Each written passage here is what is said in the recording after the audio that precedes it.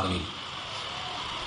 محترم حضرات، معزز سامعین، محترم خواتین، میری ماں اور بہنوں، میری بھائیوں، پیارے بچوں، آج کی گفتگو کا عنوان ہے سورۃ البروج۔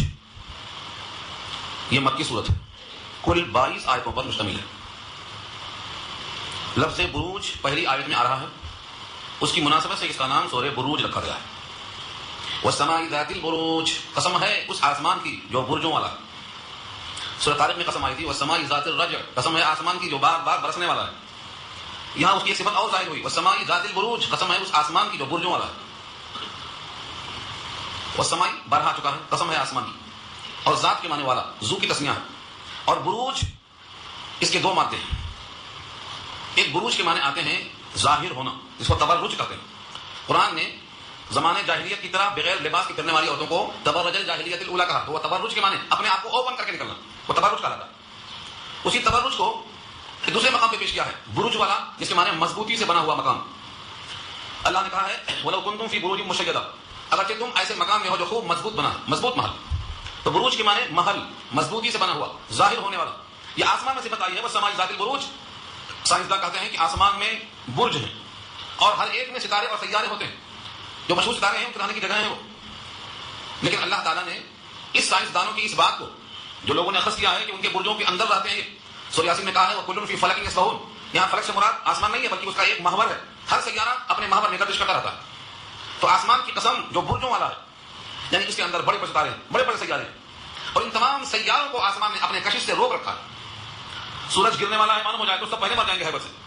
کس نے روکا ہے؟ اللہ نے روکا ہے، لیکن کس کے ذریعے سے روکا ہے؟ کس کی کشش ہے؟ وہ آسمان کی کشش ہے۔ کل فی فلک یسبحون، ہر ایک اپنے محور میں گردش کر رہا ہے۔ والسماء ذات البروج، قسم ہے آسمان کی جو برجوں والا ہے۔ ایک قسم ہو گئی آسمان کی، چاند، سورج، 9 بڑے بڑے سیارے جو دنیا جانتی ہے، شمس و قمر، مریخ و زہرہ، زحل و عطارد مشتری، یہ سب کہاں کے ہوئے ہیں؟ اسی میں رکے ہوئے ہیں۔ اللہ نے ان آسمانوں کے اندر وہ کشش رکھا ہے، یہ سب کے سب رکے ہوئے ہیں، بڑے بڑے ستارے والے ہیں۔ والیوم الموعود، اور قسم ہے موعود والے دن کی۔ والیوم، یوم کے معنی دن، قسم ہے دن کی۔ کون سا دن؟ الموعود، موعود بنا ہے وعدہ سے، جس دن کا وعدہ کیا جا رہا ہے کہ تم سب کو اکٹھا کروں گا، وہ دن ہے یوم الموعود، جس کا نام یوم القیامت ہے، وعدے کا دن۔ تو الیوم، یوم کے معنی دن، اور موعود مفعول ہے، وعدہ سے بنا ہے، وعدہ کیا ہوا دن، یعنی اس دن کی قسم جس میں سب کے ملنے کا وعدہ ہے۔ 2 قسم ہو گئی۔ وشاہد ومشہود، اور قسم ہے شاہد کی اور مشہود کی۔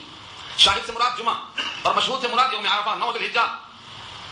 شاہد اس میں فاعل ہے جو خود آتا ہے، شاہد مانے حاضر ہونے والا، اور مشہود جس کے پاس لوگ جا کر حاضر ہوں۔ فرق سمجھ میں آ رہا ہے؟ شاہد کہتے ہیں جو خود آ جائے، ہم جہاں ہیں وہیں رہیں گے، جمعہ خود آ جائے گا ہمارے اوپر، تو جمعہ آنے والا ہے، اس لیے وہ شاہد ہے، اس میں فاعل ہے، خود حاضر ہونے والا۔ اور مشہود کہتے ہیں عرفہ کو، اس میدان تک حاجی چل کر جاتا ہے، گویا وہ مشہود بھی ہے، مقصود بھی ہے، مطلوب بھی ہے، اس کی خاطر لوگ جمع ہوتے ہیں۔ تو یوم عرفہ مشہود ہے، اور یوم جمعہ شاہد ہے، اور یوم الموعود قیامت ہے، اور برجوں والا آسمان مضبوطی کی علامت ہے، ساری کائنات اس کے ماتحت ہے۔ اتنی قسمیں کھایا رب کریم نے۔ یہ کہا کہ بتانا مقصود ہے کہ جو اللہ برجوں والا آسمان بنا سکتا ہے، اور جو اللہ تمہارے واسطے قیامت کو لا سکتا ہے، اور جو اللہ تمہارے واسطے جمعہ کا دن مہیا کر سکتا ہے، اور جو تمہارے واسطے یوم عرفہ مہیا کر سکتا ہے جہاں سارا عالم جمع ہو جاتا ہے، اب بھی تمہیں شک ہے کہ جو اس خدا کا انکار کریں گے وہ مارے جائیں گے۔ قتل اصحاب الاخدود، مارے گئے گڑھے والے، قتل مارے گئے، ہلاک ہوئے۔ اصحاب مانے والے، صاحب کی جمع ہے، اصحاب ساتھی۔ الاخدود، اخدود کہتے ہیں گڑھے کو، خندق والے، گڑھا کھودنے والے، مارے گئے، ہلاک ہوئے، برباد ہوئے، گڑھا کھودنے والے، خندق کھودنے والے۔ کون سی خندق تھی وہ؟ النار، آگ، ذات الوقود، ایندھن والی آگ جو جلتی جا رہی ہے، جس کے شعلے نکلتے چلے جا رہے ہیں۔ النار، آگ، بارہا کی شاید لفظ، ذات الوقود، ایندھن والی آگ، ایسے خندق جس میں بہت سے ایندھن والے ہیں، آگ ابل رہی ہے۔ اذ ہم علیہا قعود، جب وہ لوگ اس گڑھے پر بیٹھے ہوئے ہیں، اطراف بیٹھے ہوئے، کیا کر رہے ہیں؟ وہم علی ما یفعلون بالمؤمنین شہود، اور وہ لوگ مشاہدہ کر رہے ہیں کس چیز کا؟ جو ایمان والوں کے ساتھ جلنے کا عمل کیا جا رہا ہے، ان کے جلنے کا تماشا دیکھ رہے ہیں۔ یہاں تک ترجمہ لفظی ہوا۔ اب جب تک یہ کھولنا تم آپ کے سامنے کہ یہ گڑھے والے ہیں کون، اور کیوں آگ جلائی گئی، اور تماشا دیکھنے والے کون ہیں، تماشا کس کا دیکھا جا رہا ہے، اس کے پیچھے ایک بہت تفصیل طلب واقعہ ہے۔ آپ لوگ واقعے کے دلدار ہیں نا، سنو واقعہ۔ ایک زمانہ تھا دین اسلام سے پہلے، جب دین نصارہ ہی حق پر تھا، ابھی اسلام نہیں آیا تھا۔ جیسے اب اسلام سارے جہان پہ غالب ہے، یہی دین حق ہے، جب اسلام نہیں آیا تھا تو دین نصارہ غالب تھا، وہی حق پر تھا۔ ایک بادشاہ تھا جو مشرک تھا، اس کو توحید والوں سے نفرت تھی، جیسے آج بہت سے مشرک کو ایمان والوں سے نفرت ہے، طرح طرح سے ان کو پریشان کرنے کے راستے ڈھونڈتے رہتے ہیں۔ ایک کاہن تھا، اس زمانے کا مشہور کاہن، بعد نے کاہن کہا ہے، بعد نے ساحر کہا ہے، ساحر جادوگر، اور کاہن کہانت کرنے والا۔ کہانت کا مطلب کیا ہوتا ہے؟ کچھ سچی کچھ جھوٹی خبریں شیاطین سے سن کر پھیلا دینا، تو کہانت کہتے ہیں. کہانت پر گفتگو کسی اور موقع پر آئے گی، آج عنوان نہیں ہو سکتا. تو وہ کاہن اور جادوگر بادشاہ کے پاس تھا، بوڑھا ہو رہا تھا، فن کا ماہر تھا. اس نے بادشاہ سے کہا دیکھو میرا بڑھاپا آ رہا ہے، بہتر یہ ہے کہ مجھے ایک اچھا بچہ تو صحیح جس بچے کو میں سکھاؤں، میرا فن باقی رہے. اللہ کے فضل و کرم سے ایک ہونہار ذہین اچھا تیز ترار بچہ اس کاہن کے حوالے کر دیا گیا، تم سکھاؤ اس کو. راستے میں ایک راہب کا گھر پڑتا تھا، ہمارے آج کی زبان میں مولوی صاحب کا گھر. وہ روزانہ جادو سیکھتا، کہانت سیکھتا، لیکن آتے جاتے ہوئے راستے میں راہب سے مل کر دین نصارہ بھی سیکھ لیتا. اس میں دیر ہو جاتی، وہاں دیر ہوتی تو وہاں مار کھاتا، یہاں دیر ہوتی تو یہاں مار کھاتا، لیکن مولوی صاحب سے سیکھتا. نصارہ کا حق ہونا اس کے دل میں بیٹھ گیا، کیونکہ اس وقت دین نصارہ ہی حق پتا. ایک روز ایسا شور ہوا کہ راستے میں کہیں شیر آ گیا اور راستہ بند ہے، سب ہائبت سے گھر سے نکل رہے ہیں. یہ بچہ اپنا راہب کے پاس سے آ رہا تھا، اس کو اطلاع ملی، اس نے بسم اللہ کہا کہ پتھر پھینکا، شیر ہلاک ہو گیا. اور اس نے دعا کیا تھا کہ اللہ اگر نصارہ کا دین سچا ہے تو یہ شیر ہلاک ہو جائے، اور اگر بادشاہ کا دین سچا ہے، شرک کا دین اچھا ہے تو یہ ہلاک نہ ہو. شیر ہلاک ہو گیا. شہر میں یہ بات پھیل گئی کہ ایک بچہ ہے جس نے ایسا کہا کہ مارا تو پتھر سے شیر مر گیا. اب بادشاہ نے بلایا بچے کو بلایا، اس راہب کو بلایا اور جادوگر کو بلایا، سب کو اکٹھا کیا. سب لوگوں کو اس نے قتل کروا دیا، مگر بچہ قتل نہیں ہو سکا. کہا اس بچے کو یہاں قتل نہیں کرنا، اس کو لے جاؤ پہاڑ پہ سے نیچے گراؤ تاکہ اس کا وجود بکھر جائے، سزا عبرتناک ہو. لوگ لے کے گئے پہاڑ پہ سے گرانے کے واسطے، جو لے کے گئے تھے وہ خود ہلاک ہو گئے، بچے چلا ہے. سب پریشان. لوگوں نے کہا کہ اس کو دریا بدھ کر دو، سمندر میں لے گئے ڈبا کے پھینکنے کے لیے، جو لے گئے تھے وہ سب ڈوب گئے، بچے چلا ہے. اس کے ساتھ اللہ کی قدرت تھی، جب پانی میں ڈوبنے سے بچ گیا، پہاڑ سے گرنے سے بچ گیا، تو بادشاہ اس سے عاجز ہو گیا، پھر چلا رہا. اس بچے نے کہا بادشاہ مجھے مارنا ہی چاہ رہے ہیں تو جو ترکیب میں بتاؤں اس ترکیب سمجھ سکتا ہوں، نہ پہاڑ سے گر کے نہ سمندر میں غرق ہو کے. میری ترکیب یہ ہے کہ تم تیر چلاؤ اور یہ کہو بسم اللہ، اللہ کے نام سے میں مارتا ہوں، بسم اللہ کا تیر چلاؤ میں بچاؤں گا. بادشاہ نے یہ بات سمجھانی، اس نے کہا اس کو مارنا مقصود ہے، اس نے بسم اللہ کہا اور تیر چلایا اور یہ بچہ مر گیا. اب لوگوں نے دیکھا کہ اگر یہ اللہ کا دین سچا نہ ہوتا تو یہ بچہ نہیں مرتا، لہذا پورا شہر اسلام میں داخل ہو گیا، نصارہ کا دین قبول کر لیا. اب بادشاہ پریشان ہو گیا، اس کی آنکھوں کے سامنے سب کا دین بدل چکا ہے، سب کے سب عیسائی ہو گئے. اب اس نے کہا کہ لوگوں میں عام کر دو کہ جو اپنا دین اور ایمان نہیں چھوڑے گا اس کو میں آگ میں جلا دوں گا. لوگ جلنے کو تیار ہو گئے لیکن اپنا ایمان چھوڑنے کو تیار نہیں ہوئے، سب یہاں حاضر. لکھا ہے 12,000 لوگوں کو اس نے آگ میں ڈال دیا. اس آگ کی خندق کا یہاں ذکر چل رہا ہے جس میں 12,000 لوگوں کو جلا کر ڈالی، لیکن کسی نے بھی اپنے ایمان سے توبہ نہیں کی. اور یہ کہا کہ ایک نہیں دو نہیں، اگر جانیں زیادہ بھی ہوتی تو ہم سب دے دیتے اللہ کے نام پہ. ان ایمان والوں کے جلنے کا یہ مشاہدہ کر رہا تھا، یہ کافروں کا حال تھا. کافر بادشاہ اور پورے اس کے وزراء اور ہمنشین سب مل کے بیٹھ کے ان جلنے والوں کا مشاہدہ کر رہے تھے. اللہ نے ان کے لیے یہ انتظام کیا جو بی بی آسیہ کے واسطے انتظام کیا تھا. جب فرعون نے پتھر ڈالنا چاہا بی بی آسیہ پہ تو روح اللہ نے پہلے ہی قبض کر لیا. پتھر کہاں گیا؟ بے جان جسم پر. ایسے یہاں بھی ہوا، اللہ نے ان تمام کی روحوں کو قبض کر لیا اور ان کے بے جان جسم پر عذاب ڈھاتے رہے وہ لوگ. لیکن ہوا یہ کہ وہ آگ دھیرے دھیرے پھیل گئی اور پورے شہر میں چھا گئی.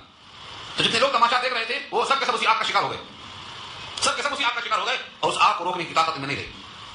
ان کا جرم کیا تھا؟ صرف یہ جرم تھا کہ وہ مومن تھے اور یہ اس ایمان کے دشمن تھے. بس سنانا یہ مقصود ہے کہ ایمان اتنی مضبوط شے ہے کہ اس سے غلبہ ملتا ہے، اس کو کوئی قابو میں نہیں کر سکتا ہے، بشرطے کہ ایمان اتنا مضبوط ہو.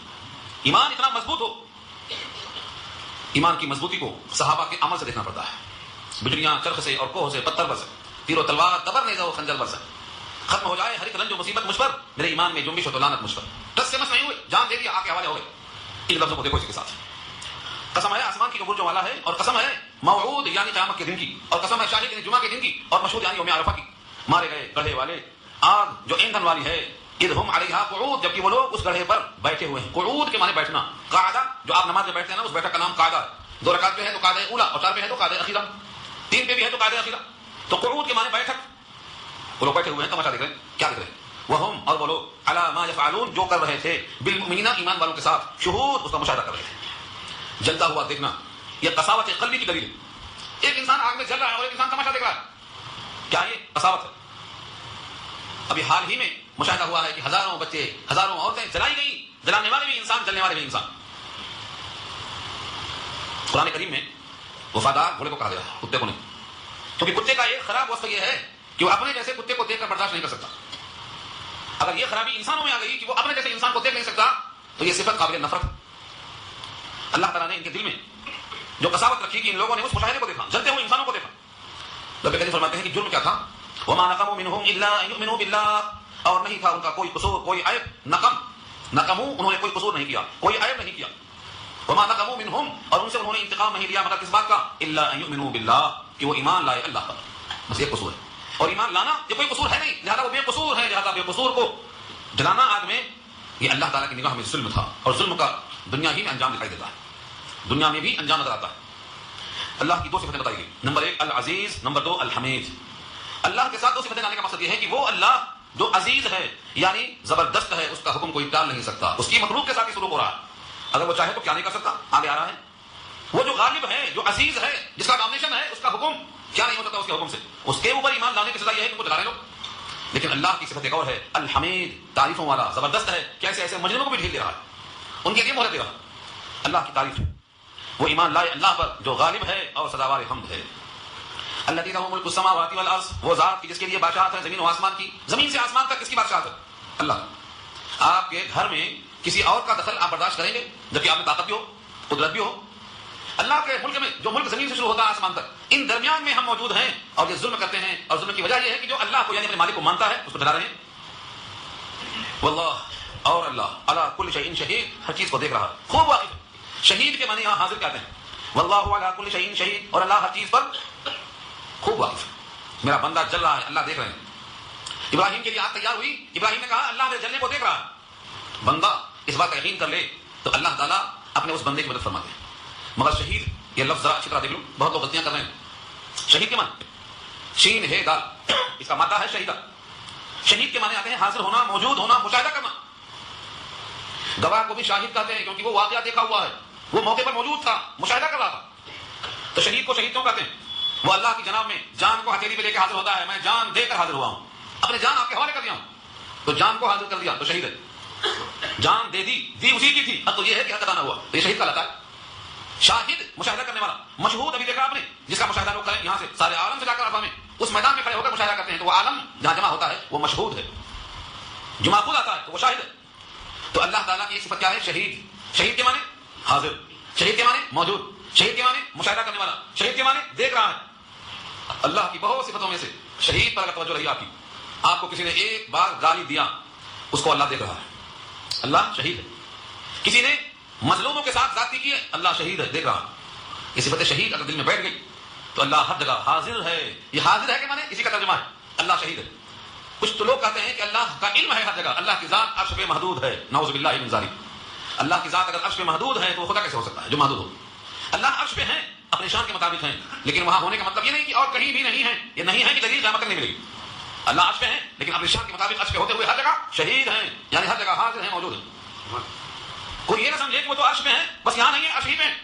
یہ تو محدود ہونا ہے، ایک سمت میں محدود کر دیا. اللہ کی ذات عرش پہ اپنے شان کے مطابق ہوتے ہوئے بھی شہید ہیں، ہر شے پہ واقف، ہر چیز کا مشاہدہ کرتے ہیں، ہر چیز اللہ کی آنکھوں میں.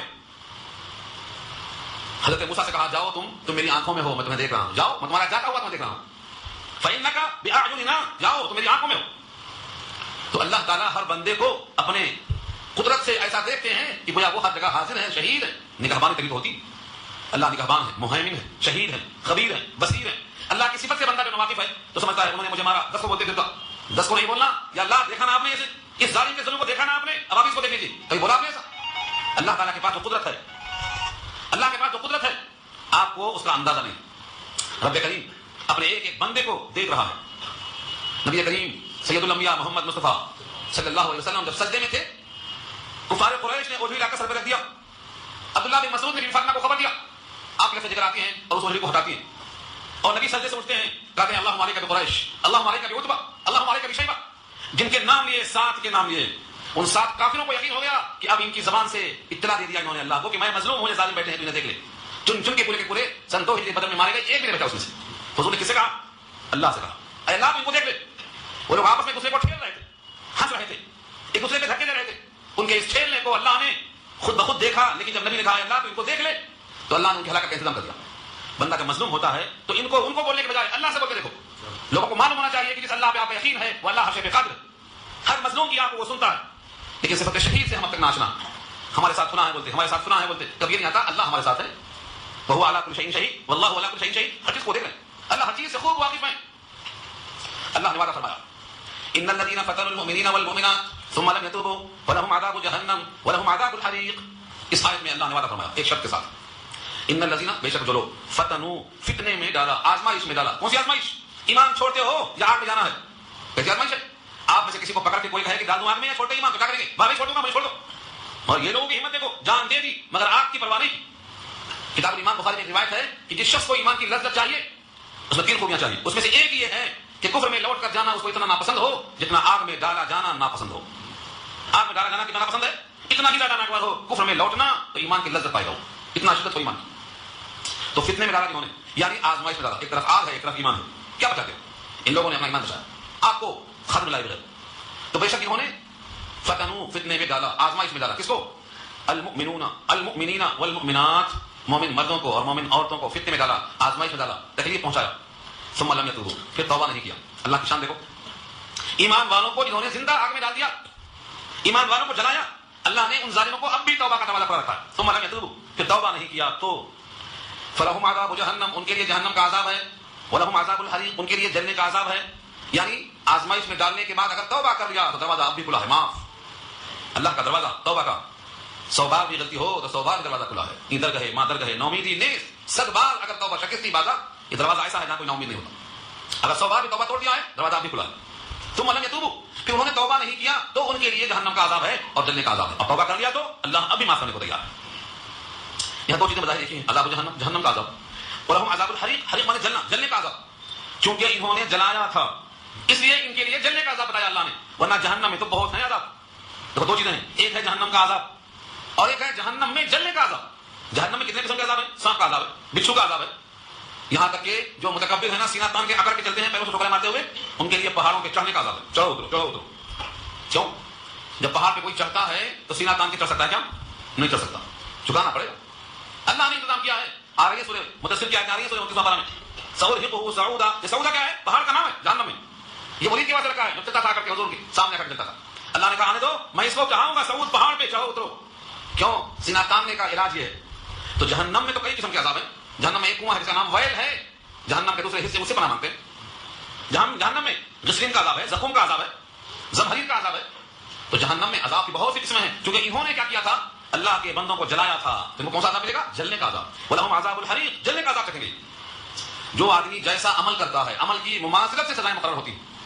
کوئی جھوٹ بولتا ہے جھوٹا واعظ اپنے واعظ میں غلط باتیں قرآن کے خلاف حدیث کے خلاف صرف شرک کا وصول کرنے کے لیے سناتا ہے تو حدیث میں آتا ہے اللہ تعالیٰ سے قینچی دیں گے اپنی زبان کا کرتا رہے گا. اللہ اعوذ باللہ. کیوں کرتا ہے؟ کیونکہ زبان سے غلط استعمال کیا کہتے کرتا رہے. زانیوں کے واسطے کہا ہے زنا خوروں کے لیے زنا کا کام کرنے والوں کے لیے کہ ان کی شرمگاہوں سے گندگی باقی رہے گی. سودخوروں کا یہ حال لکھا ہے کہ ان کو پتھر سے مار مار کے ڈھکیلتے رہیں گے اس میں. کیوں؟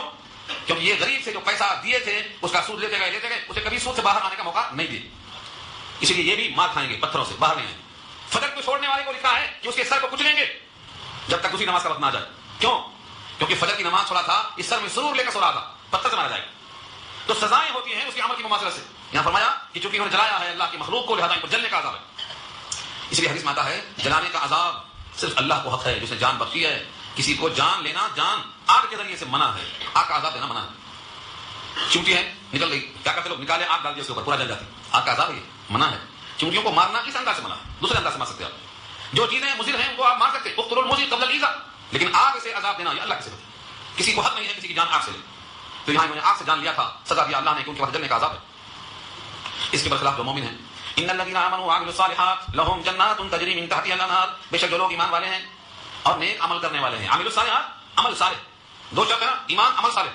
آج بہت لوگ ایمان لائے عمل صالح نہیں. بہتوں کے پاس عمل صالح ہے تو ایمان صحیح نہیں. 2 شرطیں یاد رکھ لو ایمان عمل صالح. اور صالح کی تعریف یہ ہے کہ وہ سنت کے مطابق ہو. من مانی کوئی کام کر لیا تو عمل صالح نہیں ہے. صالح کس کو کہتے ہیں؟ درزی کو آپ نے کرتا دیا کپڑا دیا آپ کیا کہتے ہیں بھائی ایسے سلنا چھوٹا ہوا بڑا ہوا تو مانتے آپ منہ پہ پھیر کے چلے جاتے.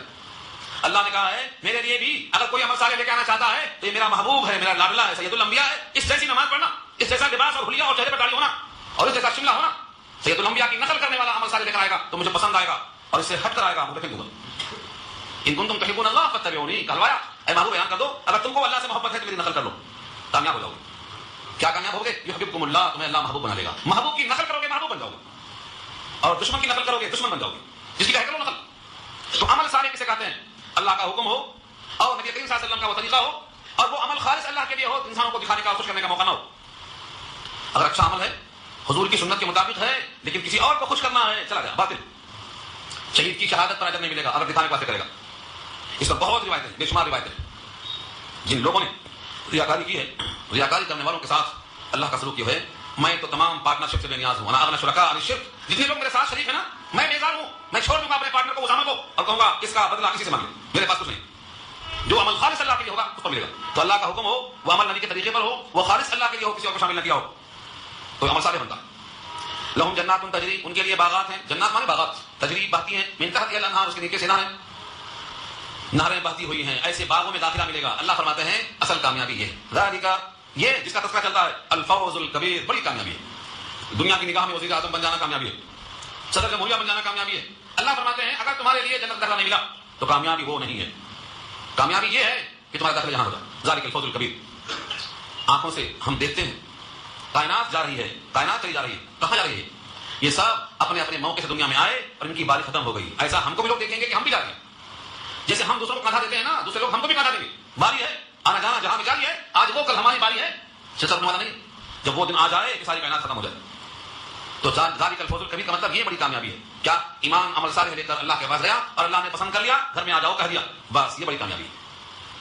یہ کامیابی کے حاصل کرنے کے لیے شوق دلایا. میرے گھر میں آنا چاہتے ہو, میرے پاس دعوت ہے, آنا چاہتے ہو, 2 شرطیں ہیں, ایمان عمل صالح لے کے آؤ, داخلہ. یہ ہے انٹری فیس. ہمارے کلب میں آنا چاہتے ہو, یہ ممبرشپ ہے, ہماری شرائط ہیں. دنیا کی شرطیں منظور, لیکن جس نے ہم کو پیدا کیا ہے, وجود بخشا ہے, اس کی 2 ہی شرطیں ہیں. میری ذات کا یقین کر لو, میرے حقوقیات کر لو, اور کوئی شرط نہیں. آ جاؤ, ہمارے اسکول میں آنا ہے, ہمارے اسکول کا یونیفارم پہن لو, چلے جاؤ. نبی صلی اللہ علیہ وسلم کا طریقہ اپنانا, ایک ہی شرط رکھا ہے اللہ نے. اگر کوئی بندہ اس چیز کو نہیں مانتا, جب بچہ چاکلیٹ سے نہیں مانتا تو ٹیچر ڈنڈا اٹھاتا. اچھا ٹھیک ہے, تم کو ترغیب سے نہیں کام چلتا, اگر لیٹ آئیں گے تو ڈنڈا کھائیں گے. اب سمجھ میں آتا. اللہ فرماتے ہیں ان بطش ربک لشدید, بے شک آپ کے رب کی پکڑ شدید ہے, سخت ہے. جس کو پکڑیں گے وہ بچ نہیں سکتا. من ہوسبا ہوسبا, جس کا حساب دیا گیا بچے گا نہیں, عذاب ہو کرے گا. ان بے شک بطش پکڑ ربک, آپ کے رب کی, لشدید البتہ ضرور شدید ہے.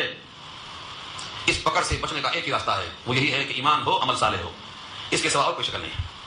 انہ ہوا یبدئ ویعید, بے شک وہ وہی ہے جو دنیا کی ابتدا کرتا ہے, وہی اس کا اعادہ کرے گا. یبدئ, انہ بے شک وہ, ہوا وہی ہے, کون ہے؟ یبدئ بدایتہ کے معنی شروع کرنا, وہی پیدا کرتا ہے. یبدئ شروع کرتا ہے یعنی پیدا کرتا ہے. ویعید, اور وہی اعادہ کرے گا. جس نے پہلی بار پیدا کیا ہے دوسری بار بھی وہی پیدا کرے گا. کافروں کا سوال تھا دوبارہ کون پیدا کرے گا, دوبارہ کون بنائے گا؟ اس کا جواب ہے جس نے پہلی بار پیدا کیا تھا وہی دوسری بار پیدا کرے گا. پہلی بار پیدا کر سکنے والا دوسری بار پیدا کرنے پر قادر کیوں نہیں؟ انہ ہوا یبدئ ویعید, بے شک وہی ہے جو پہلی بار پیدا کرتا ہے, دوبارہ پیدا کرے گا. قدرت کا انکار نہیں کر سکتے. ہاں, اس کے اوصاف میں سے وہو الغفور الودود, اور وہ غفور ہے. غفور مانے مغفرت کرنے والا, باتیں مان کے آ جاؤ مغفرت لے لو. اور صرف مغفرت نہیں بلکہ الودود, محبت کرنے والا ہے. محبت, ودود کے معنی آتے ہیں محبت کرنے والا. الودود اللہ کی صفت ہے, مبالغہ, چاہنے والا, اپنے بندوں سے پیار کرنے والا. جتنا زیادہ بندہ اللہ کو چاہتا ہے اس سے زیادہ اللہ بندے کو چاہتے ہیں. جب کوئی بھولا ہوا بھٹکا ہوا اللہ کے پاس آتا ہے تو اللہ کتنا خوش ہوتے ہیں. ایک کشمیر یعنی صلی اللہ علیہ وسلم نے ایک ریگستان میں اونٹ پہ سوار جا رہا. ریگستان, اونٹ پہ اس کا کھانا ہے, اس کا کپڑا ہے, اس کا پانی ہے, اس کا پورا اثاثہ اسی اونٹ پر. ریگستان, آنکھ لگ گئی کسی جھاڑ کے نیچے, سو گیا, دیکھا تو اونٹ غائب, کہاں چلا گیا. اب پریشان, بولتا ہے پیدل کہاں پہنچوں گا, پیاس لگ جائے گی, پانی نہیں ملے گا, بھوک لگ جائے گی, کھانا نہیں ملے گا, کون بچائے گا. اسی حیبت میں اب اسے یقین ہو گیا کہ مجھے اب مرنا ہی پڑے گا, کیونکہ کہا نگاہ ریگستان, کوئی انسان نہیں, کوئی کھانے پینے کا سامان نہیں, اب تو مرنا ہی مرنا ہے. اسی فکر میں دھال ہو کے مغموم ہو کے پڑ جاتا ہے. آنکھ لگ جاتی ہے, آنکھ کھلتی ہے تو دیکھتا ہے کہ وہی اونٹ وہی سامان پھر حاضر ہے. تو خوشی میں بولتا ہے یا اللہ تو میرا بندہ ہے, میں تیرا رب ہوں. خوشی میں بھاگ کے بولتا ہے اے اللہ تو میرا بندہ ہے, میں تیرا رب ہوں. جس طرح سے یہ بندہ خوش ہو کر چاہ کر جملہ الٹا بول دیتا ہے, اللہ کے حبیب فرماتے ہیں جب بندہ بھٹکا ہوا اللہ کے در پہ آ جاتا ہے تو اللہ ایسا ہی خوش ہوتے ہیں کہ میرا بندہ میرے در پہ آ گیا. اب سوچو, جو بندہ بھٹکا ہوا تھا اس کے آنے سے رب کریم اتنا خوش ہوتے ہیں تو ان بھٹکوں کو راستہ بتا کر لانے والا کیوں وجہ کہا نہیں بنتا. اس لیے میں آپ سے بولتا ہوں نا, تنہا مت آیا کرو, ساتھیوں کو لے کے آیا کرو. ہر بھولے بھٹکے کو جوڑنے کی کوشش کرو. اسی بات میں بولتا ہوں میں. آپ سمجھتے ہیں کہ میری کوئی خواہش ہے, بڑا مجمع دکھائی دے گا, بڑا مجمع کی مجھے کوئی خواہش نہیں ہے, بلکہ جتنے زیادہ لوگ سدھریں گے اتنا اجر ملے گا. جتنا زیادہ لوگ سدھریں گے اتنا اجر ملے گا. اللہ کا پیغام جتنے دنوں تک پہنچے گا, جتنے لوگ سدھریں گے اتنا فائدہ ہوگا. تو یہ اللہ تعالیٰ اپنے بندوں سے خوش ہوتے ہیں. کیوں؟ الودود ہے اللہ. ہمارے بزرگ لکھتے ہیں, ہمارے بزرگ سے مراد اساتذہ, اگر کسی بیوی کا شوہر بیوی کو نہیں چاہتا ہے تو بیوی الودود کا ورد کرے, شوہر چاہنے لگ جائے گا. کیوں؟ الودود کے معنی ہے وہ ذات جو اپنے بندوں سے پیار کرتی ہے. میرے پیار کا واسطہ ہے کہ مجھے نہ چاہنے والا مجھے چاہے کی وجہ سے, اور اس کے دل میں اللہ محبت ڈال دیتے ہیں. تو یا ودود پڑھ کر دیکھو, یا ودود ورد کر کے دیکھو. الودود اللہ کی محبت ہے. اس سے پہلے میں نے بیان کیا تھا کسی موقع پر توبہ استغفار کے عنوان سے کہ اللہ الودود ہیں. یہ ہمارے آپ کو بتایا نہیں گیا. ہم سب کی محبت سے واقف ہیں, بیوی کی محبت سے واقف, دوست کی محبت سے واقف, کسی نے لاکھ دولار دے دیا, اس کے احسان سے واقف. اللہ ودود ہیں, ان کی چاہت سے ہم واقف نہیں. یہ حدیث بار بار سناؤ, بار بار. اللہ رب العزت نے جب محبت کو پیدا کیا تو محبت کو دنیا میں نہیں دے دیا, اس کے پہلے 100 ٹکڑے کیے. جیسے آپ کیک کاٹتے ہیں, کیک اور کیا کاٹتے ہیں, ٹکڑے ٹکڑے کر کے اسکریم کاٹتے ہیں, اسکریم. یہ سمجھانے کے لیے اللہ نے محبت کے ایسے 100 ٹکڑے کیے اور 99 حصہ 99 ٹکڑے محبت کے اللہ نے اپنے پاس رکھ لیے اور ایک ٹکڑا دنیا میں بھیجا. وہ ایک ٹکڑا جو دنیا میں بھیجا محبت کا, اس کے پھر حصے بکھرے قسم ہوئے. جیسے ماں بیٹی سے پیار کرتی ہے, جیسے باپ بیٹے سے پیار کرتا ہے. محبت جس کی جس سے بھی ہے, یوسف کو زلیخا سے ہے, زلیخا کو یوسف سے ہے, بلقیس کو سلیمان سے ہے, سلیمان کو بلقیس سے ہے. ساری کائنات کی محبتیں سمیٹ دی جائیں تو 1/100 کا حصہ ہے. اور اللہ کے پاس محبت کے 99 درجے ہیں جن سے اللہ اپنے بندوں سے پیار کرتا ہے. یہ ہے الودود کی صفت. کتنا پیار کرتا ہے اللہ اپنے بندوں سے, اتنا پیار کرتا ہے. اللہ کسی کو عذاب دینا نہیں چاہتے.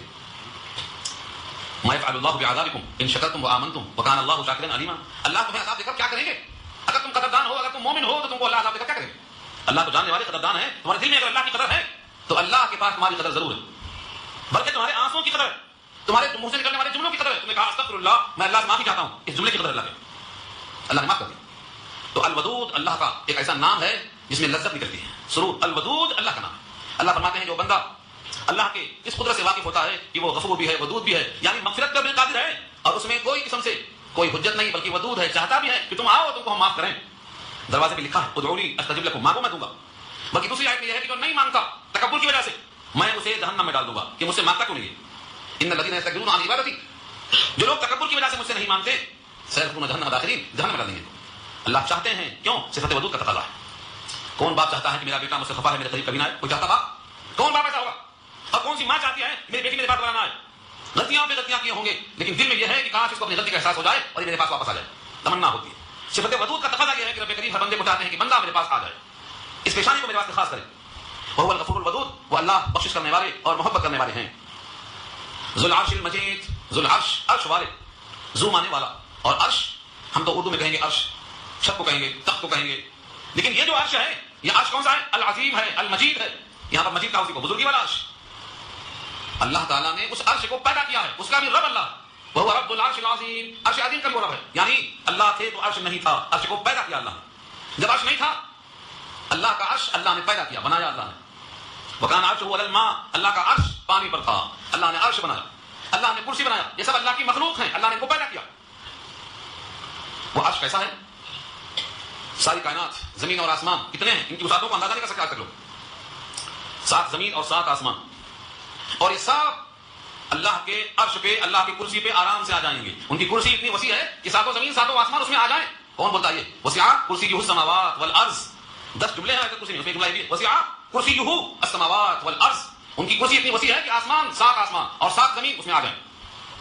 اور کرسی عرش کے مقابلے میں ایسی ہے جیسے بڑے میدان میں ایک انگوٹھی پھینک دو.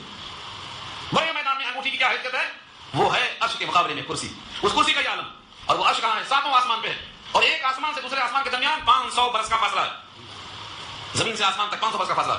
وہ بھی کس کے لیے ہے؟ کون جائے گا؟ فاصلہ اتنا ہے, کون طے کرتا ہے؟ وہ الگ بات ہے. اب سوچو کیا مسافت ہے.